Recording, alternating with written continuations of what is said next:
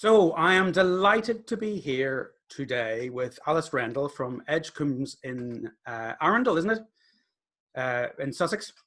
Yeah, it's our. I always forget sometimes how you spell Arundel. I've known Alice for quite a long time now, and like all of these cafe insights, I wanted them to be, or the work that we did with cafe culture, we wanted them to be very focused on practical advice. So why did I want to speak to Alice? A number of key reasons. Alice may not like me for this one, but Alice has been around, like myself, a long time.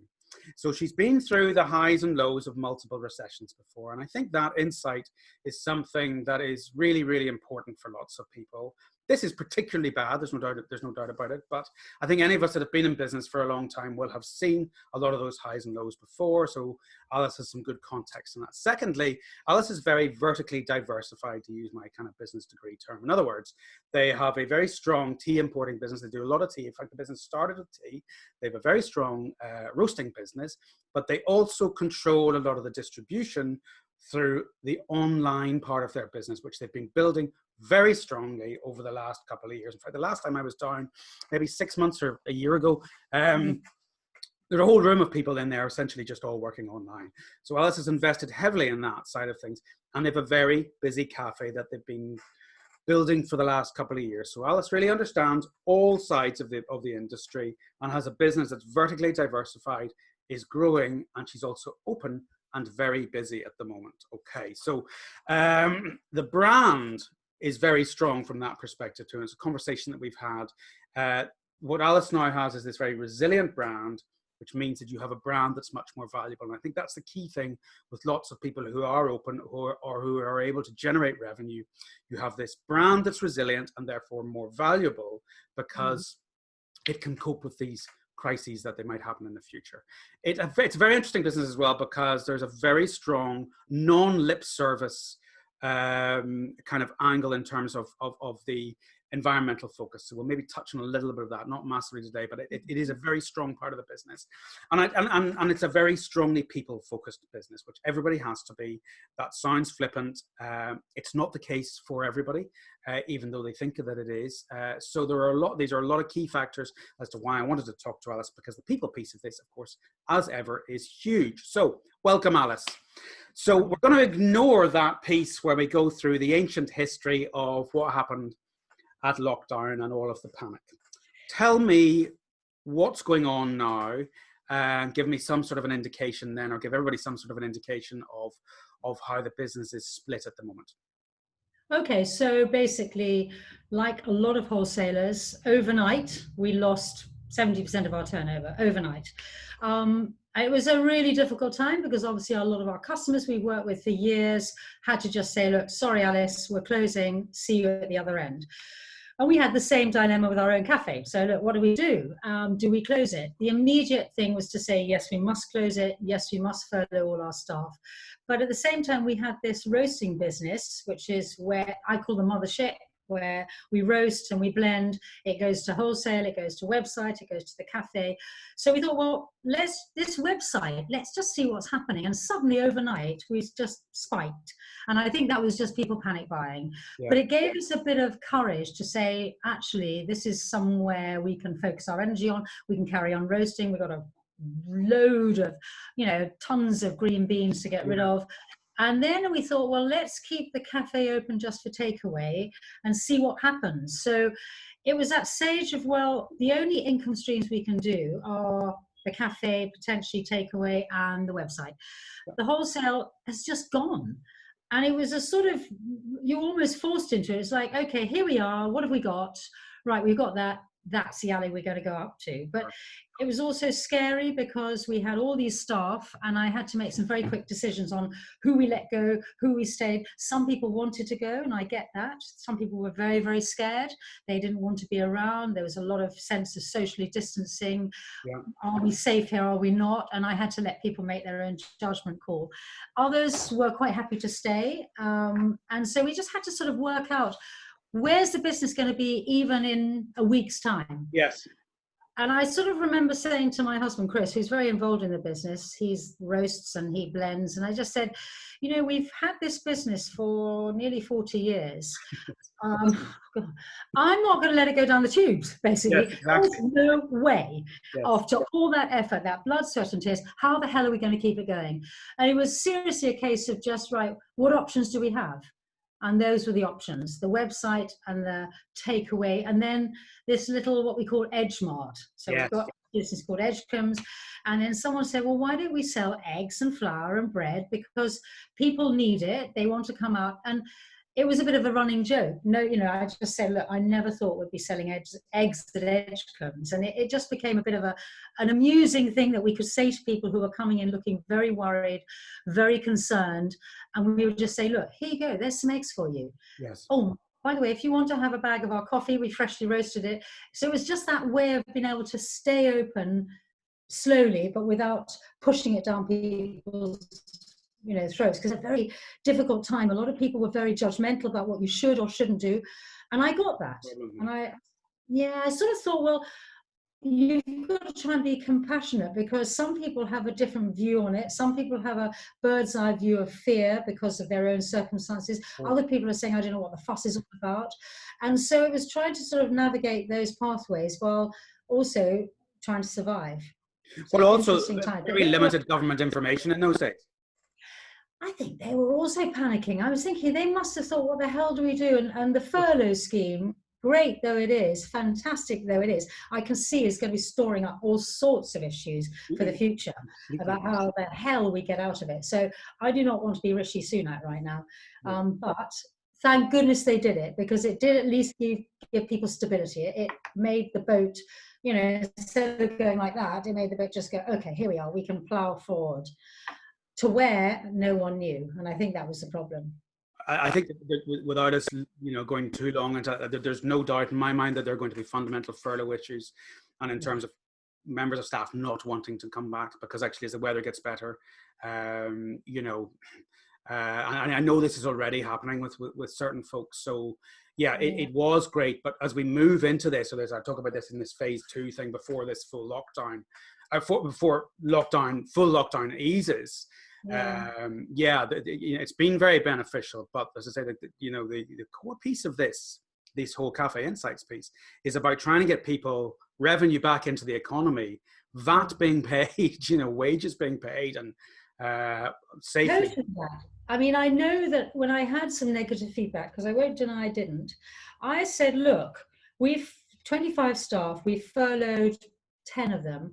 No, actually about 14 of them to start with. And I said, the rest of us are being paid, and we're the company's funding it, and we're not actually, taking money off the exchequer. And while that sounded a bit sort of, well, so what? I thought, well, actually, that to me was a big important part of what we're doing. It wasn't just going, okay, we're just going to hang up our socks and go. Now I understand why some people did that, because what else could they do? But we actually had no excuse to close. We had a website which allowed us to actually, carry on trading. We had a roastery that was busy. So to actually just say, oh, hell, we're not going to open, we're not going to do anything, to me was actually irresponsible, because I had people, and now we have staff, actually, interestingly enough, saying we want to come back, because they see what's going on, they see it's busy, and they're saying, look, when can we come back? And it's actually a bit of a case of, well, hang on a second, I'll bring you back when I need to. And also the ones that we brought back, I might actually have to furlough you again. I don't know, because there might be a trend, but there's no trends at the moment. It's changing daily, and all I have to be is just continually, like you've always said, look at those figures. Just see, where are we daily? Where are we week on week? Where are we? Is there a trend? And the trend to me, as I'm seeing it, I'm going ahead possibly, is that the cafe and the cake, the things really we want, are just increasing and increasing, and our eggs and our flour and our bread, while they're still steady, they're decreasing because people can find other things. And I suppose maybe people are saying, well, I can go out for cafe and cake now without feeling as though I'm not being socially responsible.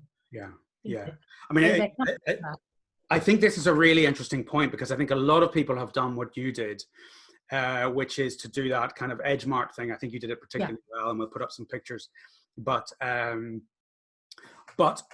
but that, you know, as it were, providing staples because people couldn't flour. The classic one was flour because people couldn't get it from the supermarket. You can get it from the supermarket now, and people are more comfortable to go to the supermarket. The supermarkets are safer because they're working much better in terms of all of that. So that was a brief and temporary piece. But of course, what it did actually do was it brought in revenue, you know, but there's no doubt it's going to go down, you know, and I was talking to... You know, So, and also from being a traditional wholesale business whereby most of our clients are on account, yes, yeah, you know, we knew there was a huge chunk of our business that we might never get back, you know, because some of our customers will go bust. Others were having to wait for the money, and that's fine. But it was just being able to service so it's all very well saying, oh, well, you know, you close and you don't have expenses.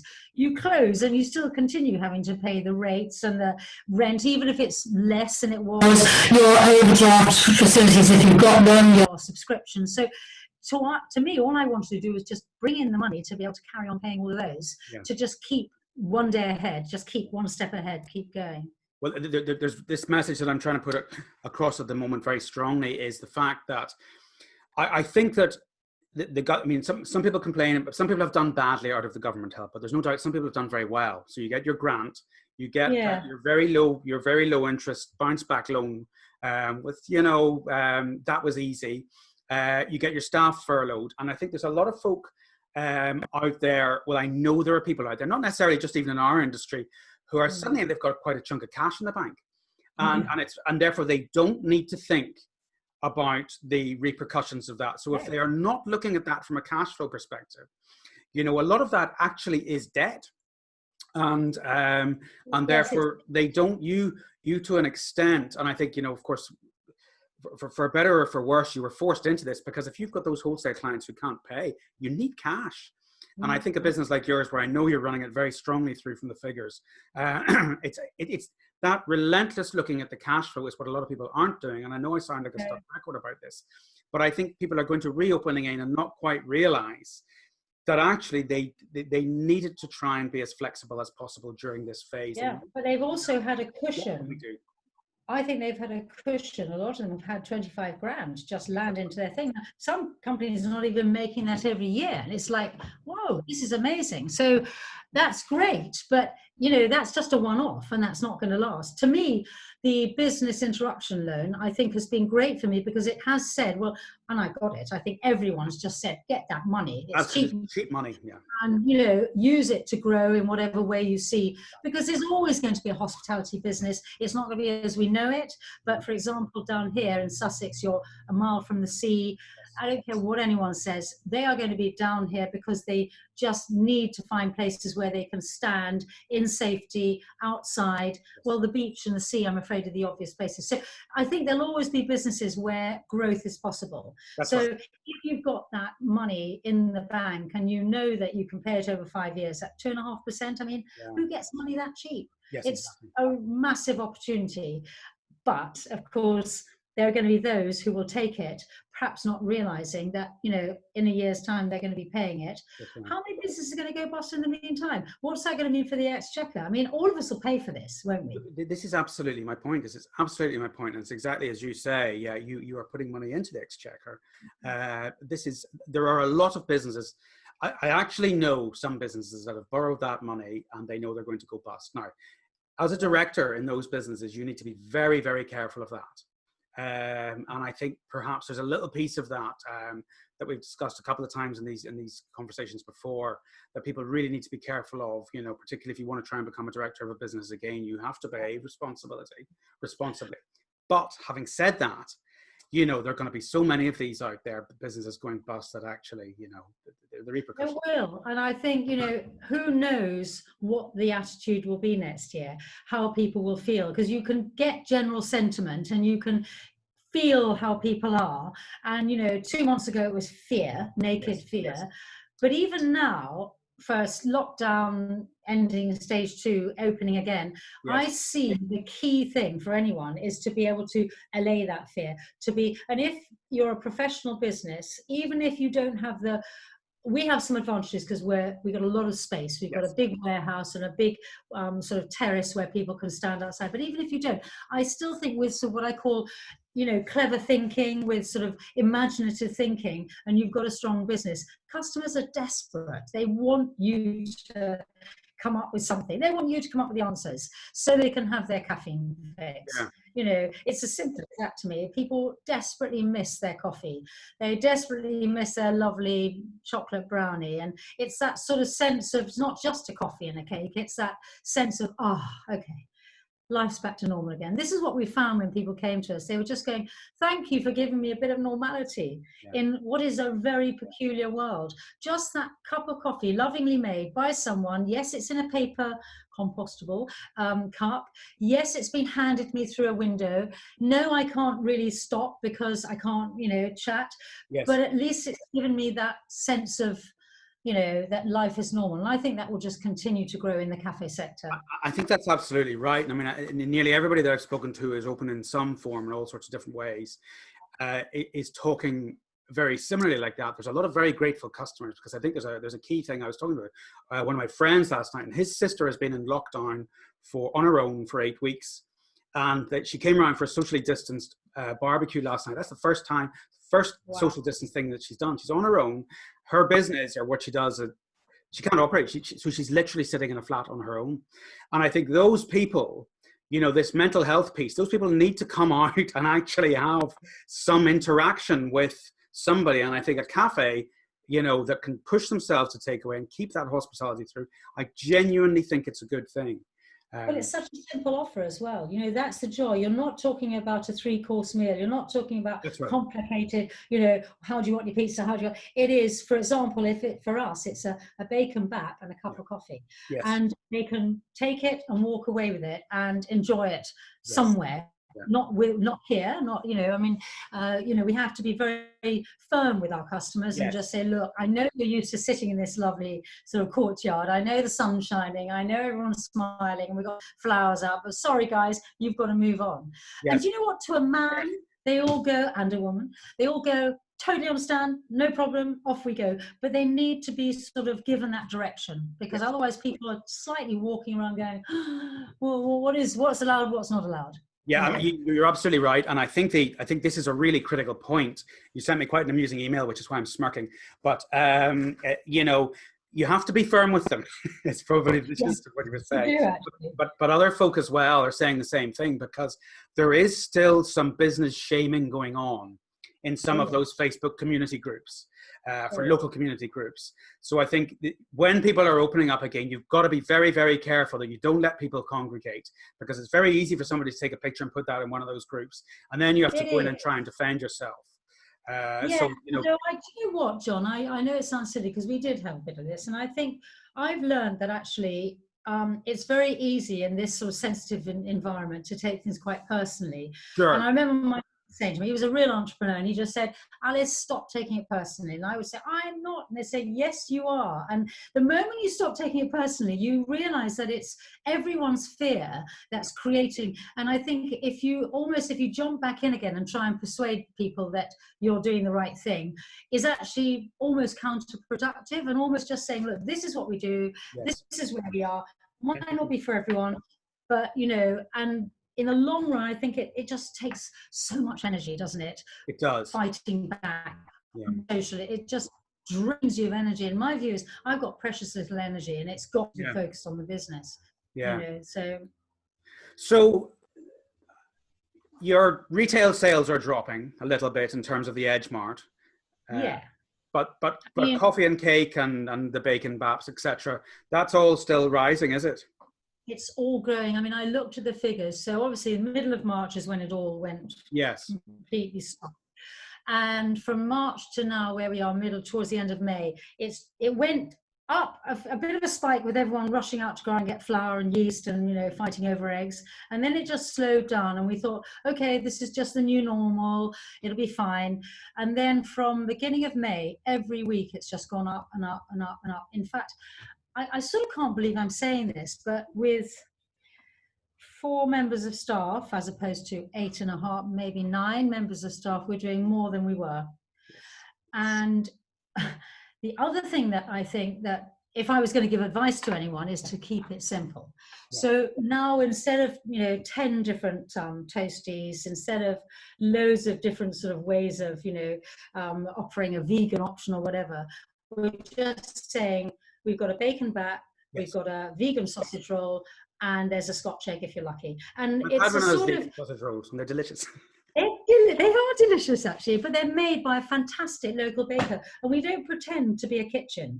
We bring in every day fresh from local suppliers, really well-made stuff. But the amount of time and effort it saves us in food prep, whereas before we would be doing it, and while that's all lovely, I just realised that actually just how much it was costing us, and I think I've sort of looked at it on a bit more of a ruthless view. My view is if we have to save this business, I've got to be really ruthless. Yeah. So all the nice things of having a lot of staff with food prep and it all, everyone helping each other to make sure that, we all work together as a team is great. But actually when the chips come down, I've had to say, sorry, we can't do that. We're just going to have this product. And I'm having to say to my customers, we're only open from 10 till 3, and people are saying, please can you make it long? And I'm saying, no, our team are working so hard right now. I know if we have longer hours, it's just more tiring in the long run. Yes, we work hard for 5 hours and we can sort of get away with it. That sounds a bit naughty, but there's a lot of stuff that you can sort of say, can't do that, COVID, we can't. And it gives you a chance to just sort of stand back a bit and say, okay, which pieces of our business we're not making money? Okay, now we can cut them. Yes. And that for the last 2 months has been my lesson as a business owner, to say, actually, I can now start to do things that I've probably been thinking about saying I need to do for the last 2 years. I can do it now. Yeah, very interesting. It's a bit, sort of, you've got to be careful how you do it, because some people will say, well, look, why are you doing that? Because this is what the customer wants. And I'm saying, well, hang on a second. We're also working with a lot of local suppliers, and we're saving them because they lost all their business to loads of cafes and restaurants. So we're saying to you guys, okay, we'll take more of your bread and we'll sell it retail. We'll take some of your cakes that we wouldn't ordinarily because they're easy to cut and offer. And so it sort of swings and roundabouts, isn't it? I think that's a very important point. I've got a slightly less glamorous example of it, but our drains blocked the other day, and I had to get a man out to unblock the drains, which was just extremely expensive and kind of unpleasant at the moment. But I'll not give you any more detail than that. But the point was, his key money, at least 50% of his revenue in the past was from the hotels, from the restaurants, from any summer food operations. So he's lost all of that. And it's the less glamorous example of you buying your vegan sausage roll from somebody, much less glamorous example. But it is trying to, there are other people who have been affected by this. So there is this knock-on effect for the whole economy.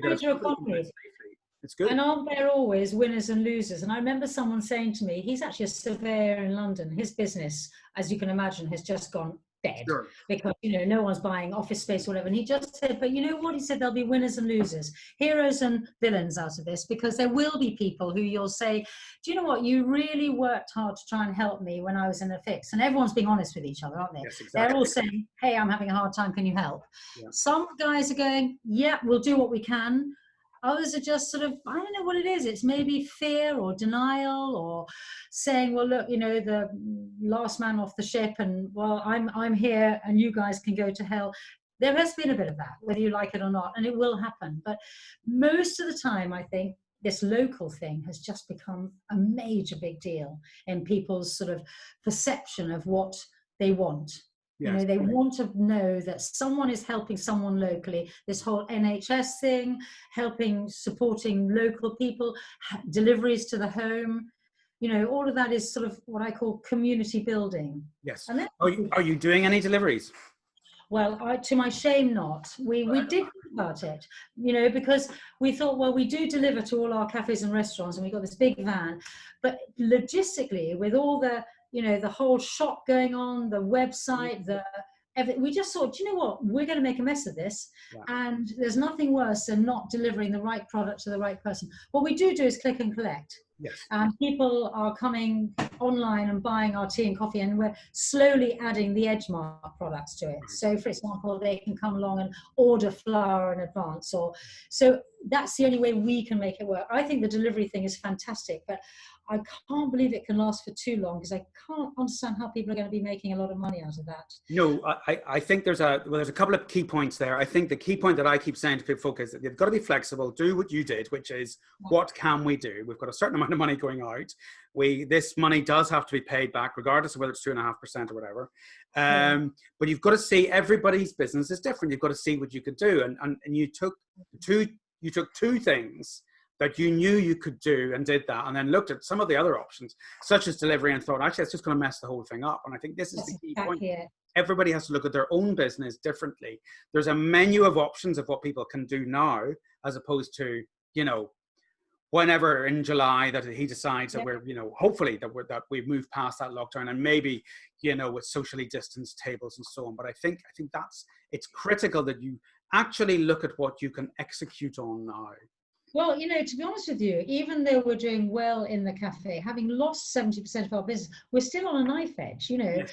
If I break even in the next couple of months, I will be just going fantastic, because, I think we've got to be realistic. We've suddenly, all of that business is gone. And yes, we're doing really, really well in the cafe, and it looks like we're very busy and the website's doing well. But for example, the website, we're doing offer after offer after offer, because you're competing with everyone who's gone online, and that's great. But I mean, I have an example somewhere. We did a fantastic offer, which was on the radio. I'll tell you something, the radio has been fantastic. Interesting. Local radio, because they have become the community voice. That's the community local bugle, and people are listening to it, what's going on as they drive, as they work. It's been really phenomenal. So we did this great offer, which was just, have a stovetop cafetiere. Spend 20 quid or whatever. We wouldn't have made any money out of it. I saw that offer. Sorry? I saw that offer. Yeah, great offer. But we sold hundreds of them. Do you know what? It was such a good offer. I nearly took you up with it, and I thought, I don't blame you. It was fantastic. And I looked at it and I thought, she'll think that's actually cheeky. And you got a free card to go with it. But it was just that made you think, right, doesn't matter. We've taken on 1,000 new customers. So it was worth it. But we had the time to do it, in the sense of, in the past, our website, come on, how many of us have been working on our websites? Our website's not that special, but it works. And that's all that mattered. No one cared, did they? I mean, you could just put up, me, the dog, and the wife, or the husband on the front, and say, this is what we're selling, and people go, I'll have it. Yeah. Whereas before, it was always got to be beautiful. It's got to be exactly forced into doing things that possibly we just put aside and said, no, I haven't got time for that. Okay, let me just unpack that a little bit, because I think there's a really interesting point there that is worth kind of re-emphasizing. So what's happening with folk like you who are open, and whilst others are still not open or whatever, you are generating that goodwill, and therefore that is going to last in the longer term. There's no doubt, and you are likely to be getting some new customers along the way. Because if people are trying to do some sort of a socially distanced meet and go and get the coffee, and then, I don't know, go and sit, I mean, whatever, it's up to them what they do. But the point is, it's being talked about. So therefore, you will get new customers off that. But the other thing is about an offer like that, where you are clearly, not losing money, hopefully, but it's basically a break-even offer. But that's new customers. So now you top of mind, you get some new customers. Of all those ones that you sold, not everybody will suddenly become a new loyal customer. But if 20% do, you have if 15% do, if 5% do.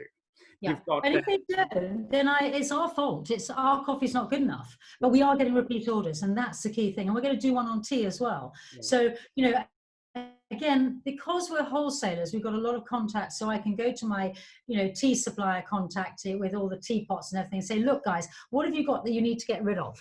Yes. Let us have it so that we can, and these guys happen to have, 1,000 tiny stovepots, which, so we were able to work with them to flog them, but at the same time, tailor it around an offer, because it's not about the stovepot for me, it's about the coffee, people buying it, enjoying it, coming back and getting it. More importance there too. and again, sorry for interrupting, but the more important say, the reason why they need cash. If they're putting that out cheaper, it's like that. I mean, I can remember when we had our garden centres, on each garden centre, we'd £500,000 worth of stock on each garden centre. So you have to fund that £500,000 worth of stock. And that's, you have to hold stock, obviously the cafes, most cafes you don't have a high stock figure, but when you're actually running a wholesale business or a normal retail business, you've got all of this stock. So what you did there was not just the clever thing about understanding the local radio thing. I'm giving you a lot of praise here today. That you also then, if somebody out there with a whole load of mock-pots, and I'm using mock-pots as a metaphor to an extent, they're desperate for cash because that mock-pot sitting there, even if they only get a little tiny piece of margin, they need cash. It's money in the bank. They can buy more. Yes. Well, we did the same actually with our trade, because you imagine we have obviously a big trade customer base and we roast weekly for them. So we've always got at least a week's stock in for them. Yes. So suddenly we had, 2 weeks worth of stock, which is quite a lot for all our wholesale customers. It's like, well, what are we going to do with them? Some of them had their names on, because obviously we often do a lot of, especially out for cafes and whatever. And it was like, okay, fine, so we'll do. So it was interesting. We just went on the website and put a little trade outlet and said, look, we've got this fantastic coffee. It's fresh. But, some of our lovely customers are closed at the moment, but, come and get it at a bargain price. And that, to me, was fine. I don't want it sitting on the shelves. Okay, coffee can last, but we've got this thing about freshness. And it was like, I don't want coffee sitting there for 6-7 months because, we're having to wait for these guys to reopen. So, it was just that pragmatic attitude of, I've got some stock, a bit like a, barrow boy. I've got the stock, mark it on, sell it on. And it was just literally getting down to that. But people understood that. That was what was so, in a way, good. I think the rules of the game have gone out of the window. You don't have to pretend that it's all brilliant. You don't have to but as long as you're honest at the basic level, saying, look, I've got this stock, there's nothing wrong with it. But for very genuine reasons, which we all know what they are, I need to get rid of it. So I think there's been a lot of fessing up, haven't there? People who ordinarily might have gone, hey, it's all good, it's all great, we're fine. I'm thinking, what am I going to do? I think we can all be honest and say, this is really bad. Can you give me a hand? Yes, that's right. I think that's, I mean, I think I loved your barrow boy. I've written right down your barrow boy expression because I'll be quoting you in that, but you're right. You have to actually do that. I can remember at university, one summer I worked in a local market, and we were, basically we were selling these Italian shoes. We're like, Del Boy and Rodney, me and my friend, we imported these Italian shoes, and you had to try and sell these in a market stall. And actually, everybody still needs to keep some of that mentality in their business at all times. Without question. I think the other thing, the freshness of so the interesting piece there, though, is your business is really driven, part of your identity of your business is really driven by freshness. So therefore, that getting it out there only reinforces that identity. Even if it's at a bit of a, a tighter margin, it doesn't just we could have just kept it and then just, let's face it, repackaged it and so on. But that's not going to do me any favors, and so, but people, as you say, they come to us, they know us for freshness. So it was easy for us to say, look, it's as fresh as you could get. It might have the name Someone's Arms on the front of it, but listen, this was roasted, this was whatever. So and people are quite, but the other thing that's really interesting that we've seen is that we've had a lot of cafes in the last 2 weeks, our customers coming back to us and saying, we've been following your Instagram, we're not sure, should we open, shouldn't we open? And we've been saying to them, look guys, come down and see what we're doing. We're open 7 days a week. Just come and have a look and see for yourself. So I think a lot of people have been wanting to put their toe in the water, but haven't quite known what to do or how to do it, because it's a very personal thing. Yes. So seeing us, it's helped us on both fronts. First of all, it means that other cafes that we're supplying are opening, which is great, which means that our business will increase. And also I think and I know it sounds crazy, but it takes the pressure off us, because actually we're finding that we're being slightly overwhelmed by people who are coming just because they need coffee. And actually we need that bedrock of independence opening up again in the area, so that everyone can say, look, there's somewhere where I can satisfy my need for caffeine or cake, so exactly. It's been interesting to be able to show them what we're doing, not say, oh look, you should open, but here's some evidence, take a look at what we're doing, how we're doing it, how we're marking it out, And it is an easier offer at the moment. I mean, as you and I know, it's complex, isn't it, running cafe operations? It really is. But we've been able to simplify it by just having one point of service, offering all the drinks that people want, but a very, very small cake and savory line. So they're getting the drinks they want. If they want their matcha latte with turmeric and plus minus equals, no worries. You can have that because that's what we do. But when it comes to a fancy food offer, guys, you're just not going to get it. This is all, the bacon back is a bacon back, but it's a really good one. And that's means that we're able to offer it simply. And although I hate the idea of having to do takeaway cups, all of the washing up, all of the clearing up, all of the things, it takes away a lot of that, sort of time element, which of course is the huge cost for a cafe. You're absolutely right. And I think the other part of this piece as well is having some discussions, both these public discussions and then private discussions with people, is that at the moment, it's actually quite, if you didn't have the roasting business, if you didn't have that overhead, as it were, you'd be actually running a very profitable operation there if you just had the online. But people aren't, there is actually good profit to be made at the moment from that, but that is not going to last, because this phase 3, when suddenly actually everybody's open and everybody, those folk that are open, the sales are going to drop a bit anyway. Now you'll hopefully get your wholesale version of that, but actually then you have to start to bring people back. You have to make those tough decisions and furlough or taking them off furlough, and then you actually have to put in the overhead again of the dishwashing and the table clearing and all of those things. Exactly, and it's having been able to stand back and see it, because often these things do get absorbed. However close you are on the figures, there is a figure for that, and you don't unpick it necessarily. But when it stops coming and you're looking at the thing, you do suddenly realize how much it is. One of the good things is you can become a lot more efficient. To be honest with you, we've actually replaced our dishwasher because we suddenly realized how useless it was. And there are some bargains to be had as well around here. A lot of the AOs and a lot of the big catering wholesalers, they want to shift stock. So we've picked up a few bargains. But what I mean, more importantly, is it means that we'll be more efficient when the time comes back, because I've realized how much time we were wasting on that, because I've had chance to see it. Yeah, what's interesting that is, and I don't know whether you watched that interview that I did with Tibor in Budapest. Now he's obsessed over very, very high coffee quality, but his obsession is as coffee in Budapest grew over the last 10 years, he's not the only person doing very high quality coffee. And he's, in his mind, what he just wants to be is certainly considered as one of the very best, but he wants to be the most consistent and the fastest as well. So he is relentless about that constant. How do I keep consistency and speed? And I think exactly as you say, there's a moment now, and this is the other kind of piece that I'm trying to say to people, is even if they don't open, now is the time to go and stand in your empty coffee shop and look at it and think, right, okay, that little operational station there doesn't work. We can move around, or actually with that little bit of cash, do we buy a new dishwasher? Do we buy, a Merry Chef? Do we look at the operational process so that we can be faster? Because everybody's going to have to be, if we look at the fact that your business at the moment, this cafe that is takeaway, is profitable as a little separate entity, very profitable as a separate entity, that because you monitor the figures. That is on borrowed time. But then when you reopen again, everybody is going to have to be very, very efficient, because average transaction value is likely to be down.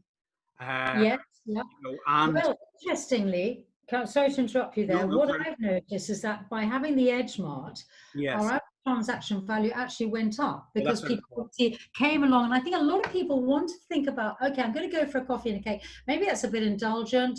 That's great. But actually, if I'm buying my bread and I'm buying my flour and I'm buying some nice honey, I'm doing two things with one set. So actually what we've decided to do is convert, our first initial cafe, because I will give you credit for actually getting us up onto the hospitality ladder, because don't forget, we were wholesalers until 5 years ago, and that was it.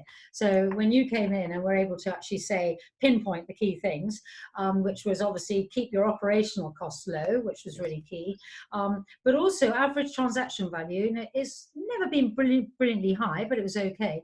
But since then, we've now decided to change the main cafe because of social distancing, because we can't sit anyone in that tiny cafe. And Yeah. we're going to actually do a retail shelf. So we're going to put up, first of all, really make a hero of our tea and coffee, which is what we always do, but have all the bread, have all the lovely local honey, have the local chips, kits, you know, peanut chutneys and stuff that's locally made, and use that as our retail side. I mean, I know probably, you know, Betty's of Harrogate is not a brilliant example of a high-end specialty shop, but it's a fantastic example of the way retail and hospitality work well together.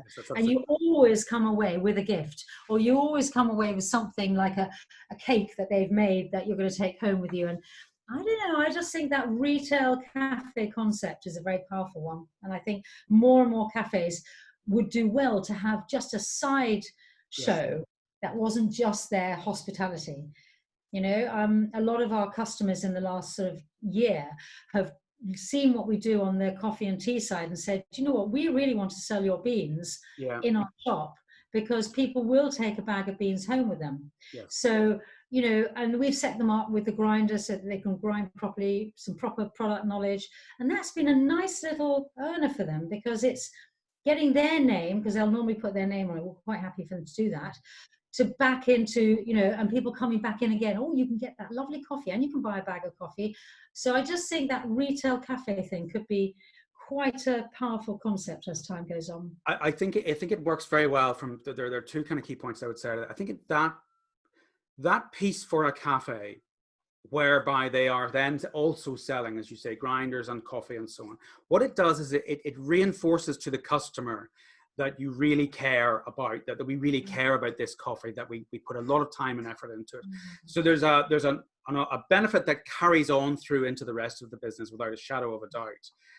And I think that piece is very important. I think the other thing that's happening at the moment, though, is that people are realizing, one of the big advantages I got from the garden centers was understanding retail skills, which I didn't have before because I was only hospitality. And you realize there, you know, you look at the likes of the way a supermarket operates. It's the same thing in a garden center. You've got all of these little spaces that you really need to perform, you know, at certain times of the year. And therefore, to look at your business in terms of a certain amount of square foot, lots of little individual spaces, and think, how can I make the most amount of money out of that? That blending of retail skills and the hospitality skills is huge. And I think now time have those skills. Yeah, because no one's in a cafe at the moment. You've got an empty, dead space in a way. It allows you to just stand back and say, well, how can we make that space work a bit more? What are people looking for? And I just see people are desperate to see stuff that's locally produced, somewhere that they can come in and just pick up a bit of an interesting, you know, product that they might not be able to get in the supermarket. And I just think this whole local thing is going to continue to be key. I fundamentally agree. I mean, I kind of always, there's a part of me I need to be quite careful of, because it's like I'm trying to do a piece of confirmation. I'm trying to avoid a piece of confirmation bias going on in my head. But my hope is that independents will do better off the local independents will do better off the back of this, than, without necessarily naming names or drag, you know, than some of the big boys who are paying very little tax. You know, that people. There's been a sort of realization that actually the independents, if they do their job well, and actually, and I would say this, it is about the coffee. It has to be good coffee, and you know, they expect me to say that as a roaster, but I've just seen this. Oh, no, it has to be.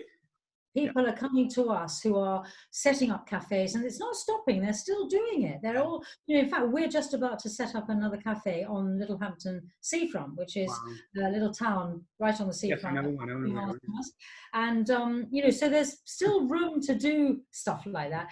But they're coming and they're going, well, you know, we need to come to you because, you know, we need to have good, freshly roasted coffee. And that's great. My view is the more roasters in the, you know, the whole of the country, the better. So we get people coming to us from, say, you know, northern sort of the north saying, oh, we want your coffee because we, and I'm saying, search out your local roaster, because actually they're going to be the ones who are going to be providing you with what you need, which is locally freshly roasted coffee, which is what your customer wants. They're going to want to know where your coffee comes from. Do they really want to know it comes from Sussex? Unless there's a really good reason. Now that sounds as I'm shooting myself in the foot, but to me, there's so much coffee that it doesn't matter. There's enough business to go around. And as long as you've got an online presence, then you can sell to wherever you want to in the country, or indeed Europe. but I think when you're actually looking at the hospitality, you're right, the independents need to be focusing on this local, supporting other people. You're a community, aren't you? Yeah. It's the new pub, really, isn't it? Yeah, no, I completely agree. I completely agree. So before we wrap up, and this is a very difficult question, you know, what are your predictions? How did you know, I mean, it's so difficult to call, but, and obviously I'm talking to folk who are, I was on the phone with a friend in Hong Kong the other night, and I mean, they have no new cases at all, but that's, you know, an excessively draconian regime. You Yeah. know, and therefore we can't do that. We won't do that in this country, you know. But I think, you know, what is your view in terms of this next phase and how people will behave post lockdown? Well, I just think I think that, in fact, my husband Chris, who you know, who does all the roasting, he reckons the bounce back's going to be very quick. He Right. reckons there's so much pent up demand Yeah. for an offer, but I believe it's all about the safety. The customer has got to feel comfortable, and I think some places are just going to struggle to reopen. Doesn't matter what they do, That's right. because of their physical space. But if you've got the space, if you can make people feel safe, I think, and you keep your offer simple, I think you can benefit from that bounce back. I also think, sadly, there are a lot of redundancies in the industry because, you know, all of us are learning how to work a bit leaner, a bit faster. There's not the race to the bottom, as you've said before. You know, in the past, it was like, how high do you want me to jump? Tell me what you want to do. Yes, we can do it. And so I think the offer will become a bit more slimmed down. And I think, you know, people will have to get used to that. But it's about safety, isn't it? And we don't know if there's another spike, what's going to happen. So it's so difficult to know how we will deal with it this time. My view is that the government just cannot afford to chuck the money that they did at this first time round. So I think it's going to be a hell of a lot tougher if there is a spike. And if you've got a simple offer, if you've got a lean staff, if you are really banging out products that people want, then I think the signs are good. I think because no one's going to stop wanting to have tea and coffee and to go out and to just share that warm drink. I just don't think it's going to happen. So I think from that point of view, I'm very optimistic. From the other point of view, I think there's going to be a very, very tough landscape in the next year. I think it's going to be, I think everything that you're saying there, it kind of dovetails in together, because I do think that, you know, I agree with everything you've said from that perspective. We are highly likely to post furlough. You know, the original projections were there are 3 and a bit million people work in hospitality, and we're likely to lose 1 million. I'm still, you know, do we know really? Probably still that may well be the case. But that's a lot. That will apply in other industries too. So there's going to be a lot more people unemployed, and therefore there's going to be a lot less spare cash going around. And my hope within that, selfishly for our industry, is that actually this affordable luxury that that you folk create in terms of that great cup of coffee, that well-priced but delicious bacon sandwich or whatever, a roll, you know, but keeping that simple and keeping it lean is going to be vital. That they treat it as an affordable luxury, but people are going to be scrapping over those pennies. There's no doubt about that. Yeah, they will. And therefore, I think, as you've always said, it's got to be high margin. You've got to be ruthless and say, but if you do something simply and do it well, you can still demand the price. Now, you might find it incredible to believe, but we are, you know, the 1st of April, every year, we always put our prices up, always. Yep. So this year it was like, what do? Do we put our price? And I just said, yes, we put our prices up. And you know what?